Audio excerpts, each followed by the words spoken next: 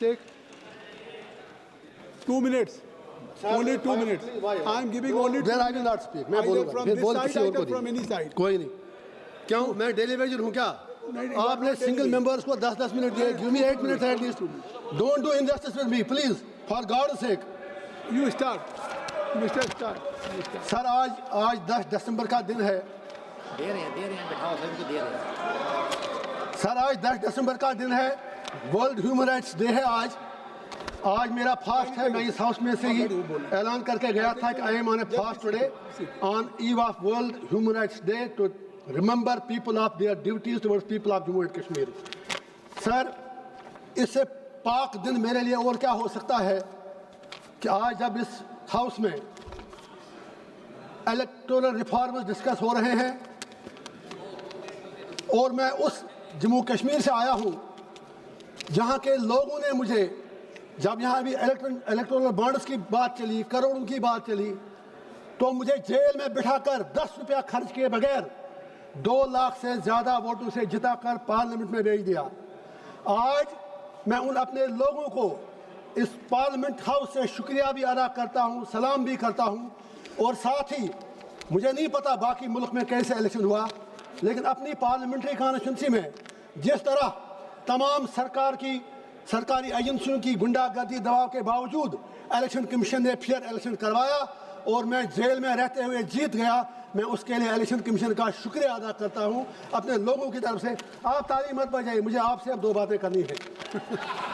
तो ये बात आ गई आपकी बात नहीं आप इनकी बात भी करिए इंजीनियर साहब सर आपने जिस तरह से अब बात करने दीजिए ना अपने सर जज्बात की तर्जुमानी की है शुक्रिया वो आपके पूरे वतन तक चली शुक्रिया सर आप मुझे इनसे भी बात करें प्लीज आज खुदा के वास्ते मुझे आज 2-4 मिनट दीजिए इंशाल्लाह बहुत ही इंपॉर्टेंट बात है मैं ये कह रहा हूँ या तो आप इलेक्शन रिफॉर्म्स कर लीजिए जेल से be serious for a while please for God sake don't make mockery of this आपकी देशभक्ति हमने देखी जब वंदे मातरम पर डिबेट था कोई नहीं था यहाँ पर हमें आप क्लास में बिठा के रखते हैं भाग जाते हैं तो मेरा ये पॉइंट है या तो एक ऐसा कानून लाइए आप कि आप जेल से किसी को लड़ने मत दीजिए या अगर लड़ता है कोई तो फिर उससे कम से कम दुनिया में फिर बात बाहर निकलती है कि आप उनसे फिर पैसा लेते हैं शायद ये चीज़ अच्छी बात नहीं है उसी तरह आपने सर कौन सा कानून है जब आपने डिलिमिटेशन कश्मीर में किया J&K में तो कश्मीर में आपने सिर्फ 1 सीट बढ़ा दी जम्मू खिते में 5 बढ़ाई लड़ा दिया खुद को एक दूसरे से और कहाँ पर देश में 5 MLA नॉमिनेट होते हैं आप मुझे इंडिया अलायंस से 1-2 बातें करने दीजिए प्लीज एक बात कह के खत्म करिए सर खुदा के वास्ते प्लीज हाथ जोड़ता हूँ आप सर बोलने दीजिए ना अरे सर प्लीज देखे बात तो सुनिए मैं भी त्योहार जा रहा हूँ घर जा रहे हैं अपने रहम तो कीजिए मुझ पर भूख हड़ताल पे हूँ सुबह से कुछ तो रहम कीजिए बोलने तो दीजिए मैं पप्पू यादव जी को मुझे उनका सम्मान है सर सुनिए ना प्लीज मैं वहाँ आऊँगा फिर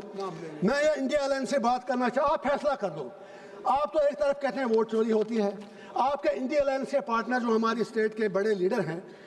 वो कहते हैं इलेक्शन फेयर हुआ लेकिन दूसरी तरफ कहते हैं मैं इसलिए हारा क्योंकि वहाँ पर इस्लामाइजेशन और रेडिकलाइजेशन थी उनके एमपीज यहाँ कहते हैं नहीं इलेक्शन फेयर हुआ कुछ कहते हैं नहीं हुआ आप आज ये फैसला कर लें सिर्फ अगर वाकई